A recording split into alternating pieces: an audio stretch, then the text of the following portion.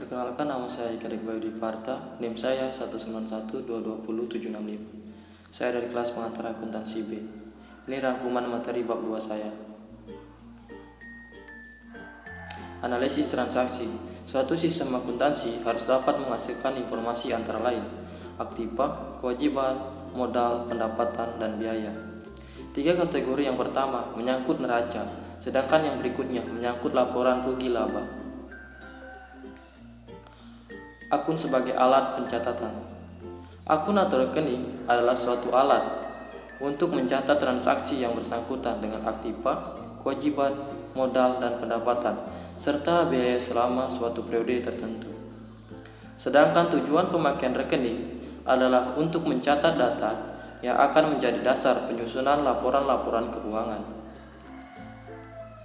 Kumpulan rekening-rekening yang digunakan dalam suatu perusahaan disebut buku besar atau ledger. Buku besar akan dikelompokkan dalam 3 bagian. Penggolongan akun.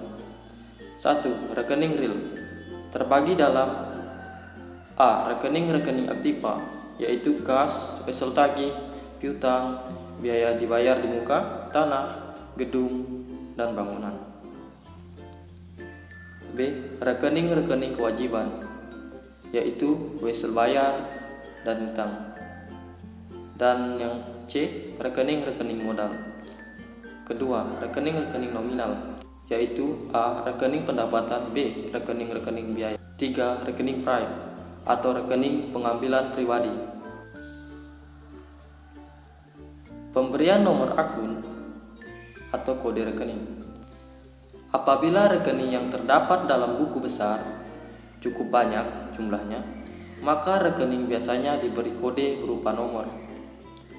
Nama-nama rekening beserta kodenya disusun dalam suatu daftar yang disebut daftar kode rekening, bagan rekening, atau card of account, dan biasanya bertitik tolak dari pengelompokan rekening dalam 5 golongan di atas, yaitu aktiva, utang, modal, pendapatan, dan biaya.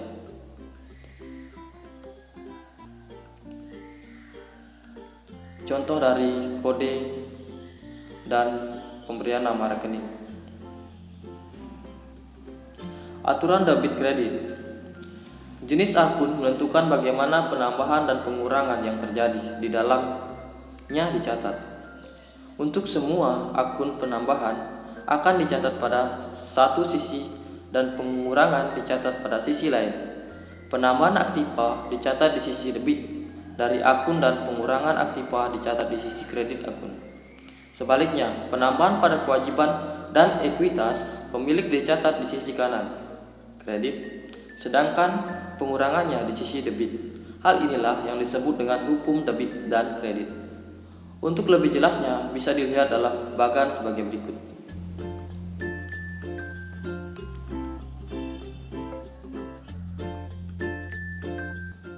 Tabel aturan debit kredit, yaitu ada nama rekening, penambahan, pengurangan, dan saldo. Siklus akuntansi, dari transaksi ke jurnal dan seterusnya.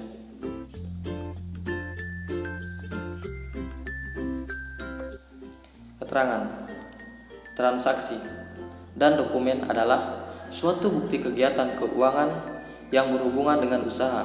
1. Jurnal, catatan kronologis dari transaksi suatu entitas. Posting adalah pemindahan bukuan dari jurnal ke buku besar. Dan ketiga, buku besar, kumpulan rekening-rekening yang digunakan dalam suatu perusahaan. 4. Neraca saldo, daftar yang berisi saldo-saldo dari seluruh rekening yang ada di buku besar pada suatu saat tertentu. 5. Ayat jurnal, penyesuaian, untuk menunjukkan jumlah yang sebenarnya pada akhir periode rekening aktiva dan rekening utang, dan agar setiap rekening nominal, rekening pendapatan, dan rekening biaya menunjukkan pendapatan dan biaya yang seharusnya diakui dalam suatu periode. 6. Neraca saldo disesuaikan untuk memasukkan data-data rekening yang sudah disesuaikan. 7. Laporan keuangan laporan yang menunjukkan posisi keuangan suatu perusahaan pada akhir periode. Periode akuntansi. Suatu periode dilakukan untuk mengetahui keberhasilan operasi perusahaan. Jangka waktu periode akuntansi pada umumnya 1 tahun dari tanggal 1 Januari sampai dengan 31 Desember. Namun, biasanya manajemen perusahaan ingin segera mengetahui perkembangan perusahaan dengan tidak sampai menunggu berakhirnya periode akuntansi. Untuk itu, perusahaan dapat membuat laporan keuangan sebelum berakhirnya periode akuntansi. Misalnya, setiap akhir bulan dan setiap akhir kuartal yang disebut laporan keuangan interim. Penetapan periode akuntansi akan berpengaruh terhadap laba periodik perusahaan. Penjurnalan. Jurnal adalah catatan kronologis dari transaksi suatu entitas dan kesatuan berdasarkan urutan terjadinya dengan menunjukkan rekening yang harus didebit dan dikredit.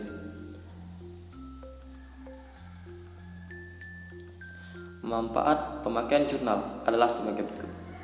1. Jurnal merupakan alat yang menggambarkan pos-pos yang terpengaruh oleh suatu transaksi.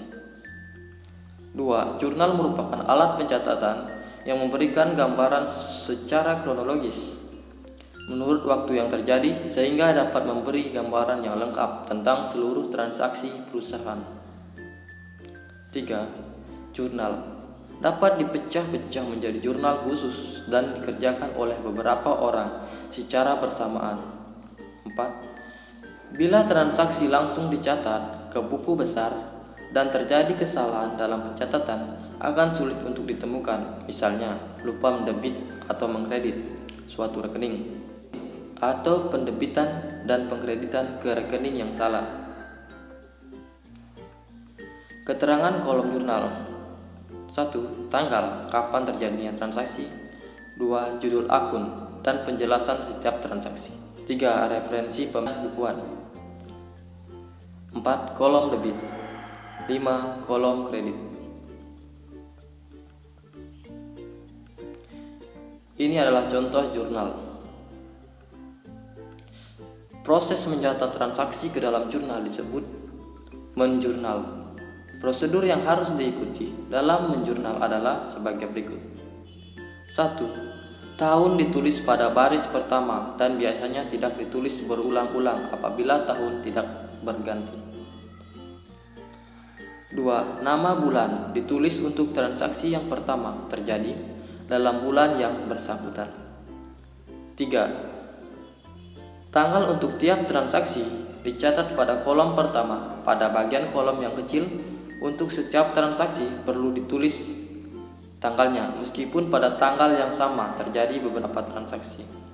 4. Nama rekening yang didebit ditulis merapat ke sebelah kiri dalam kolom dan jumlah pendebitan dimasukkan ke dalam sisi kiri atau debit. 5. Nama rekening yang dikredit ditulis pada baris berikutnya dalam kolom dan ditulis sedikit masuk ke sebelah kanan bila dibandingkan dengan rekening yang didebit. 6. Penjelasan atau keterangan ditulis pada baris berikutnya dalam kolom keterangan dan nama rekening. Contoh, sejak berapa bulan yang lalu, Rahmat mempunyai usaha kecil-kecilan di rumahnya, dan Rahmat ingin memperbesar usahanya dengan usaha yang baru, dengan nama percetakan Dempo. Harta kekayaan yang lama dialihkan ke dalam usaha yang baru itu. Harta lama, keterangannya, uang tunai, piutang, perlengkapan mesin cetak. Jumlah sebagai berikut. Transaksi-transaksi yang terjadi pada bulan April 2014 adalah sebagai berikut.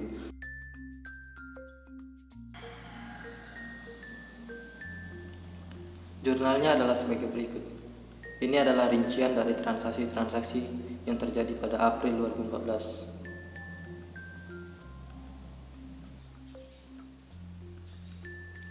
Posting.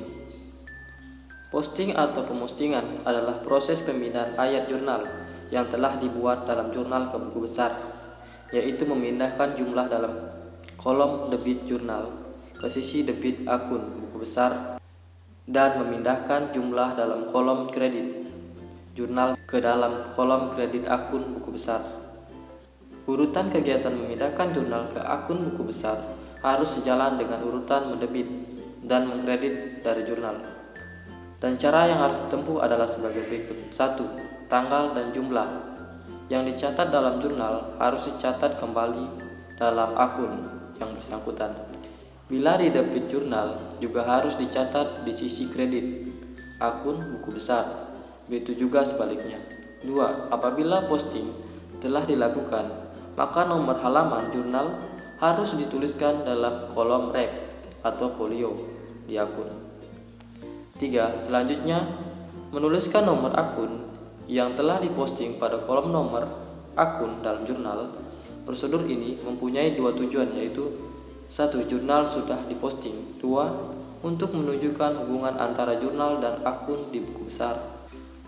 Buku besar disusun sedemikian rupa sehingga jelas pengaruhnya terhadap aktiva, kewajiban modal, pendapatan, dan beban. Prinsip utama sistem ini adalah bahwa setiap transaksi selalu dicatat dengan mendebit dan mengkredit dua buah akun atau lebih dengan jumlah yang sama. Dengan demikian, setiap transaksi akan berpengaruh paling sedikit terhadap dua akun, yaitu satu di debit dan satu di kredit. Gambaran buku besar sebagai berikut.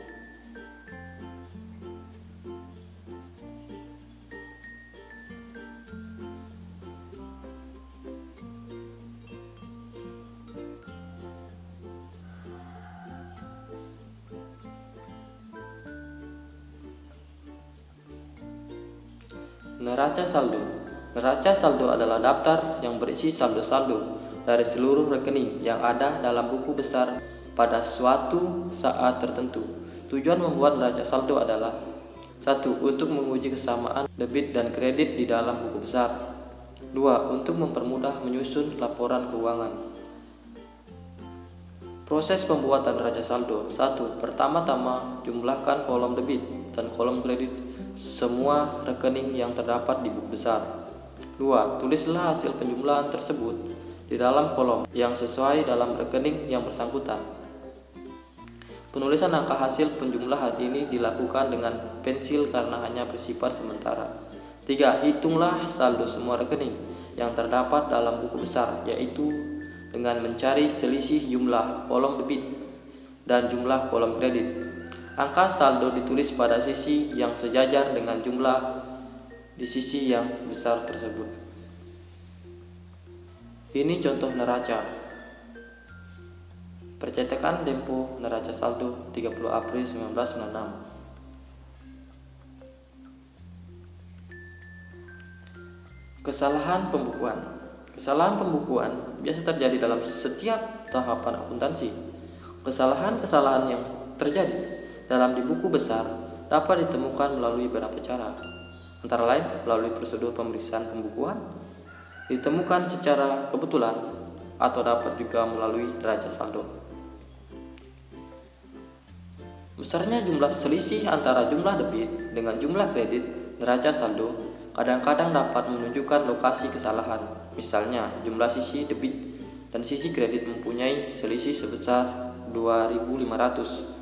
Maka salah satu kemungkinannya adalah lupa membukukan suatu jumlah debit atau kredit.